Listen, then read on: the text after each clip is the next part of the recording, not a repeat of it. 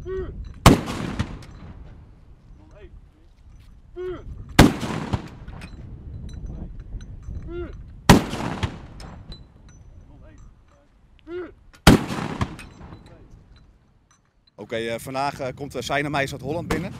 En het is een gebruik dat als er een Nederlands marineschip binnenkomt, dan wordt die welkom geheten door het land Aruba en door de gouverneur van het land Aruba. En daarvoor worden dus saluutschoten afgegeven van het schip, 21 keer. Vervolgens worden die beantwoord door het land Aruba met 21 keer. En dat is waarom wij hier staan met z'n allen. En als laatst worden nog 21 schoten voor de gouverneur van het land Aruba gegeven als eerbewijs.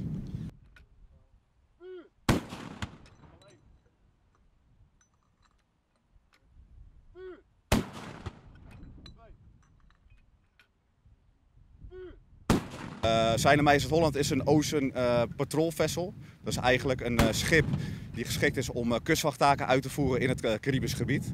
Er varen ongeveer 70 tot 80 personen op het schip. En zij zijn verder bezig om de landen hier in het Caribisch gedeelte van het Koninkrijk te ondersteunen. Met het pakken van drugs, maar ook helpen met mensensmokkel. En het schip heeft heeft een aantal wapensystemen. Het heeft een kanon voorop. Het heeft ook aan de zijkant hebben ze marlins om bootjes die dichtbij komen te verdedigen eigenlijk. Want het is geen aanvalsboot, maar het is echt een boot die zichzelf moet kunnen verdedigen. En dat schip komt 1 keer in de 4 maanden komen ze naar het Caribisch gedeelte van het Koninkrijk. En daarna worden ze weer afgelost door een ander schip wat weer uit Nederland vandaan komt. Dus er is alleen maar 1 schip in dit gebied dan, zeg maar? Ja, er is 1 schip in dit gebied. Ook hebben we op Curaçao Seinermeis het Pelikaan. En dat is echt een dedicated schip wat hier altijd in het Caribisch gebied aanwezig is.